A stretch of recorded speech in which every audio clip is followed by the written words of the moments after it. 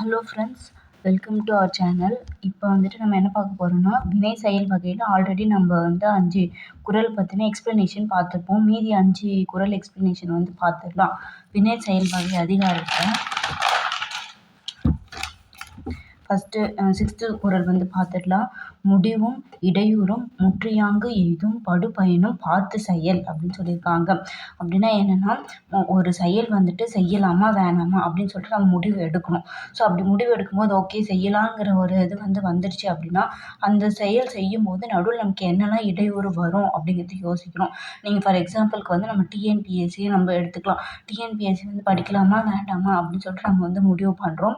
அப்படி முடிவு பண்ணிவிட்டு ஓகே படிக்கலாம் அப்படின்னு நினச்சிட்ட பிறகு நடுவில் என்னென்னலாம் இடையூறு வரும், நிறைய டிஸ்டர்பன்ஸ் கண்டிப்பாக வரும். ஸோ அந்த மாதிரி என்னென்ன மாதிரிலாம் இடையூறு வரும், அது எல்லாத்தையும் நம்மளால் எப்படி மேனேஜ் பண்ண முடியும், மேனேஜ் பண்ண முடியுமா அப்படிங்கிறதையும் நம்ம வந்துட்டு டிசைட் பண்ணிக்கணும். கடைசியாக சரி இவ்வளோ கஷ்டப்படுறோம், லாஸ்ட்டாக நமக்கு என்ன தான் ஒரு பெரிய பயன் கிடைக்குது அப்படிங்கிறத முற்றியாங்கன்னா அதை லாஸ்ட் கடைசியில் எய்தும் கிடைக்கும் படுபயனா நம்ம பெரிய பயன், இது எல்லாத்தையும் வந்து பார்த்து தான் நம்ம அந்த செயலை செய்யணும். அதுக்காக தான் வந்து பார்த்து செயல் அப்படின்னு சொல்கிறாங்க. ஓகேங்களா?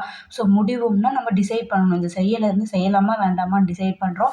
நடுவில் வந்து என்னென்னலாம் டிஸ்டர்பன்ஸ் வருங்கிறதையும் நம்ம அனலைஸ் பண்ணணும்.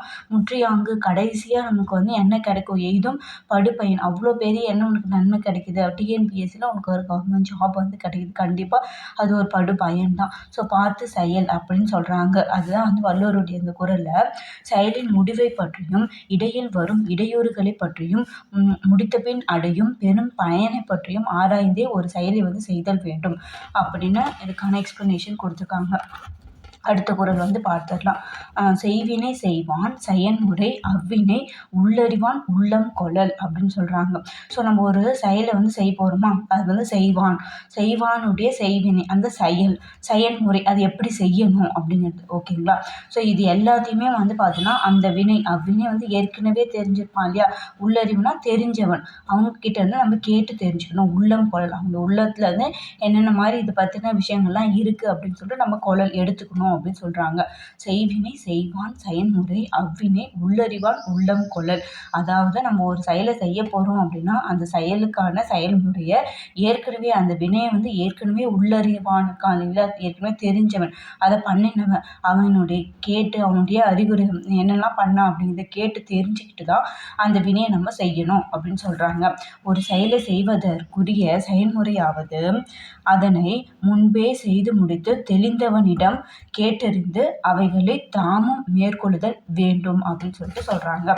ஸோ அப்போ இந்த குறளில் என்ன சொல்கிறாங்க அப்படின்னா, நம்ம ஒரு செயலை செய்யறதுக்கு முன்னாடி ஏற்கனவே செஞ்சவங்ககிட்ட இது எப்படி செஞ்சீங்க அப்படின்னு நம்ம கேட்டு தெரிஞ்சுக்கிட்டு தான் நம்ம அந்த செயலை ஸ்டார்ட் பண்ணணும் அப்படின்னு சொல்லியிருக்காங்க. ஸோ ஓகேங்களா? ஸோ நெக்ஸ்ட் குறள் போயிடலாம். வினையான் வினையாக்கி கூடல் நனைகவுள் ஏனையால் ஏனையாய் தற்று அப்படின்னு சொல்லியிருக்காங்க. என்ன சொல்கிறாங்கன்னா, ஒரு வினையை வந்து செய்யும் போது இன்னொரு வினையை செஞ்சு முடிச்சுக்கணுமா. அதாவது வந்துட்டு ஒரு யானையை வச்சு இன்னொரு யானையை வந்து நம்ம எப்படி பிடிக்கணுமோ அந்த மாதிரி ஒரு வினையை செய்யும் போது இன்னொரு வினையை செஞ்சு முடிச்சிடுங்க அப்படின்னு நம்ம வள்ளுவர் சொல்றாரு. அதுதான் வந்து ஒரு செயலை செய்யும் போது அச்செயலால் மற்றொரு செயலையும் செய்து முடித்து கொள்ளல், ஒரு ஏனையால் மற்றொரு ஏனையை பிரித்தல் போன்றது. அதாவது ஒரே கல்ல 2 மாங்காய் அப்படின்னு சொல்லிடுறாங்க நம்முடைய வள்ளுவர் அப்பவே. ஓகேங்களா? ஸோ நெக்ஸ்ட் குறள் போயிடலாம். நட்டார்க்கு நல்ல செயலின் விரைந்ததை ஒட்டாரை ஒட்டி கொள்ளல். ஓகேங்களா? நட்டார்னா என்ன, நண்பு கொள்ளணும். ஒட்டார்னா என்ன, யார் நம்ம கூட ஒட்ட மாட்டாங்க, நம்முடைய பகைவர் தான் நம்ம கூட வந்து ஒட்டவே மாட்டாங்க. ஸோ இதுலேருந்தே நம்ம வந்து புரிஞ்சுக்கலாம். ஸோ நட்டார்க்கு நல்ல செயலின், அதாவது நம்முடைய ஃப்ரெண்ட்ஸுக்கு வந்துட்டு நல்லது செய்தலை விட விரைந்தது சீக்கிரமாக செய்ய வேண்டியது என்ன அப்படின்னா ஒட்டாரை ஒட்டி கொள்ளல், பகைவர்கிட்ட வந்துட்டு நம்ம நட்பாக்கி கொள்ளணும் அப்படின்னு சொல்கிறாங்க.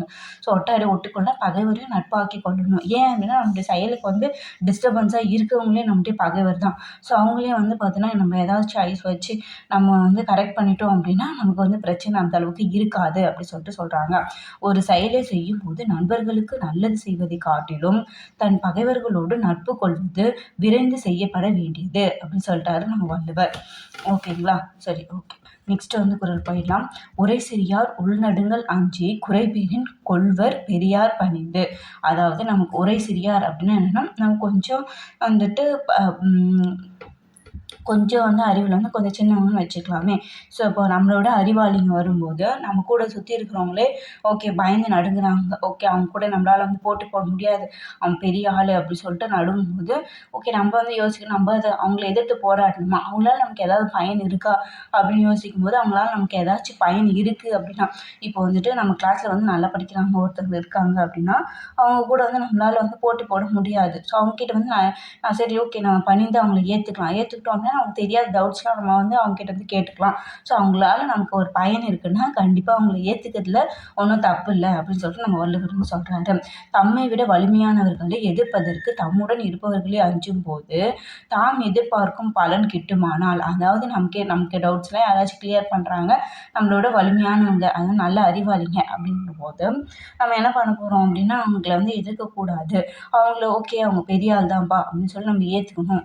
அவர்கள் வந்துட்டு வலியோரை வணங்கி ஏற்றுக்கொள்வார்கள். வலிமையானவங்கள வணங்கி ஏற்றுக்கொள்வார்கள் அப்படின்னு சொல்லியிருக்காங்க.